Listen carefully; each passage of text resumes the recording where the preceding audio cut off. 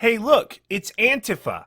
Antifa stands for anti-fascist, but they're a little different from other anti-fascist groups and employ very unique tactics. Tactics like trying to violently shut down non-fascist events, getting the shit kicked out of them, and then proudly proclaiming themselves the victors just so we know they won. Now, I don't mean to brag, but I'm something of an authority on this subject. It may surprise you to know that I actually used to be a member of Antifa myself. It's really hot. This is so bad. Oh God. Glasses are fogged. I can't see shit. How do they do this? That lasted a whole day. Then I picked up piano lessons, which I also quit. Too difficult. Okay, so maybe I'm not the best at following through with things, like literally any YouTube commitment I've ever made, but trust me, I know what I'm talking about and I got shit to say. Patreon and PayPal in the description, because I deserve it.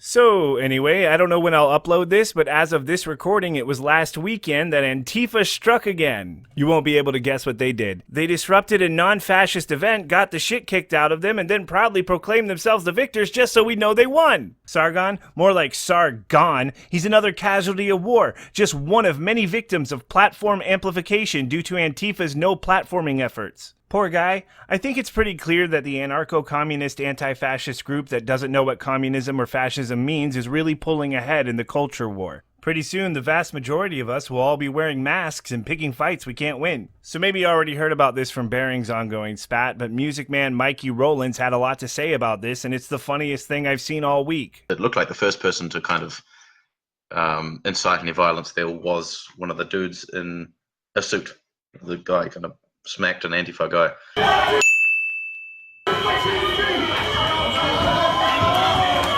Yeah, I don't know. I'd say smashing university windows and setting off smoke bombs to trigger a fire alarm and disrupt an event you didn't pay for and weren't invited to is an act of violence. And it turned out shoving the dude in the suit was kind of a bad idea. Shoving is also an act of violence. And I'm saying Antifa in quotes because it's not necessarily confirmed that they were an Antifa group. I mean, take it as face value. I guess if Antifa's social media claiming it was them isn't enough, I think maybe the flag is. I mean, granted, anybody can dress in black, get a flag made, call themselves Antifa, and get beat up. But I feel like when not a single group claiming to be Antifa is claiming these guys are not Antifa, it's safe to say that they are at least acting in the interests of Antifa.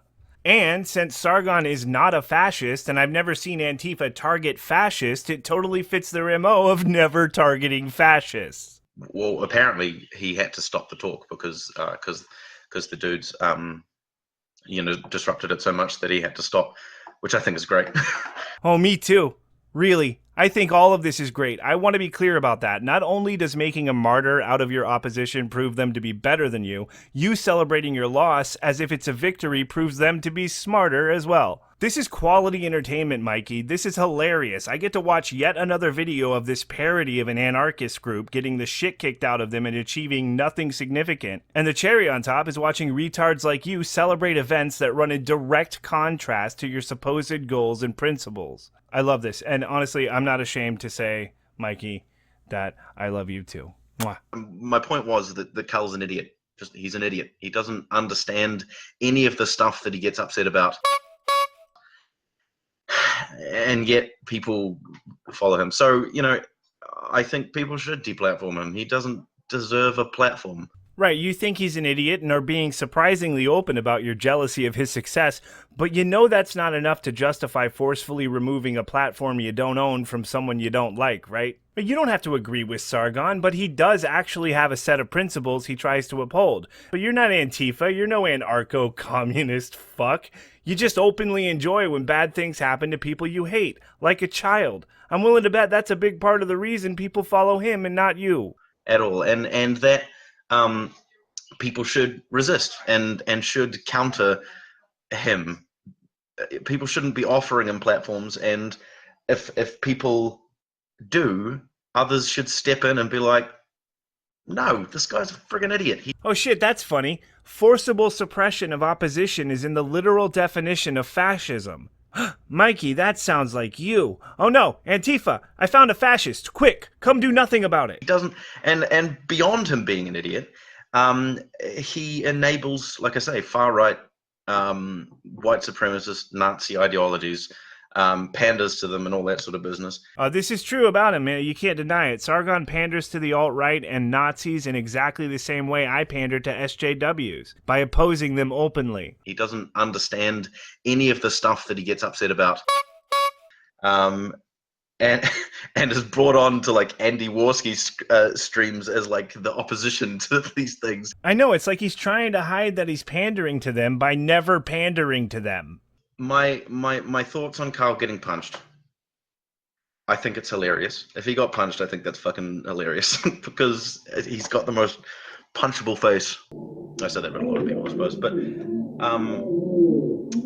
I think it's hilarious. I don't know if I would say that people should do it, but if it does happen, I'm not going to be sympathetic towards that at all. Yeah, dude, nobody cares if you're sympathetic. I didn't give a shit about Richard Spencer's well-being when he got punched. In fact, I actually did think it was kind of funny. Some kind of assembly. I genuinely think it's hilarious when Antifa members get punched, which is all the time because they suck at violence, which is the one thing they're supposed to do other than properly identify fascists. Obviously, this shit shouldn't be allowed, and honestly, it shouldn't be celebrated either, even if it's funny. This isn't a serious moral dilemma for any mature adult, and when I'm the guy lecturing you about maturity, you should reevaluate your life. And whether or not you would say people should do it, that's a thing you should know about yourself, Mikey. I would definitely punch Richard Spencer. Well, the first punch is the only reason anybody knows who he is, so if you're into counterproductiveness and possible prison time, I say go for it. See, the difference between you and I is that I don't want my enemies to be punched. I want my allies to be punched, because it helps us. I mean, if they can't convince people that you guys are hypocritical pieces of shit, you should. Like my plan for going to Kilroy, the Kilroy event, right? My plan was to go and find all the awful people that were there, you know, like Andy Warski and Carl and Blair White and all that sort of stuff, and film various clips of myself saying fuck you to them, you know, just like yelling at them and being like fuck you, and then compiling this video of you know, fuck yous to internet shitlords. I can see why Bering wanted you to go to this thing so bad. Everything you think is cool is everything everyone else thinks is retarded. You're like 14. Then if I was to see Richard Spencer, maybe after things had happened, I was going to give him a swing, maybe. And then I'd get kicked out or whatever. Well, you would have been arrested. I mean, that's not legal, but I mean, good plan, I guess. I don't get you, dude. You get visibly outraged and upset over mean tweets. But then you go on to act as an apologist for real-life physical violence against people you don't like, and even make plans to punch people you don't like yourself. Isn't that called toxic masculinity? Are you sure you passed the feminist litmus test, Mikey? But and then during the time that I was talking to Carl, I was I was gonna not debate him. I had my poem that I wrote for him, which I was gonna say, and then I was just gonna bring up all the deplorable things that he's done over the years and ask him to account for those things. Oh, that already happened once. Next question, please. Well, sorry, my question. 240. See you guys. Okay. It was pretty pathetic. Anyway, let's get back to no platforming. I don't give a shit about Sargon. Someone like Carl, someone like Paul Joseph Watson, someone like Alex Jones, they are never going to be silenced unless the government somehow intervenes and stops them from being able to speak. They're always going to have an audience. They're always going to have followers. They're always going to have people who will listen to what they have to say because they're past like a critical mass of audience having, right? You know, you could ban them from the internet completely, and Carl would still, you know, his followers still know about him. They would still listen to them. They would still he would find a way to talk to them, and they would find a way to listen to him. They can't be censored. It's impossible. So to say that anything that I advocate for or other people advocate for in the sense of deplatforming these people is somehow censorship is just beyond ridiculous. Well, it's the definition of censorship, but forget that small little detail. You're right.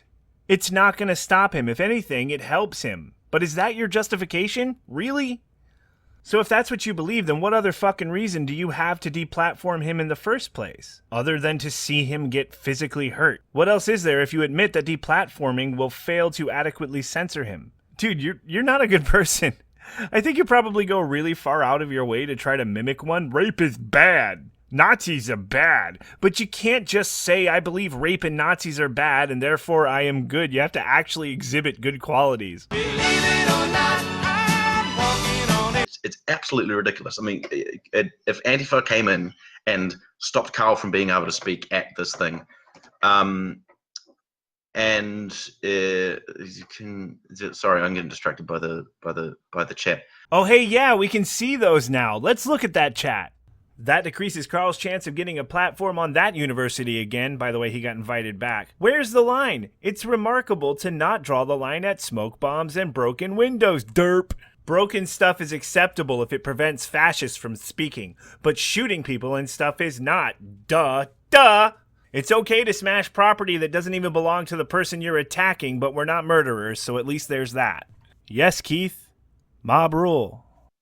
No, not mob rule. I'm sorry, it's not mob rule.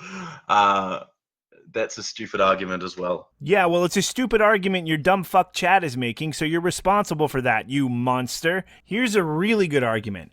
Every single time something like this happens, your enemies get stronger. Every single time you celebrate something like this happening, you look like a fucking moron. And when you actually announce that you actually had plans to break the law so you could show your friends how cool you are, you look like an unprincipled wannabe thug. But we all know you're full of shit. We know you're not going to hurt anybody, Mikey. We all know that you're content to leave that up to far braver cowards than you. Look at these guys. They're harassing an old lady. I wonder if she's a fascist.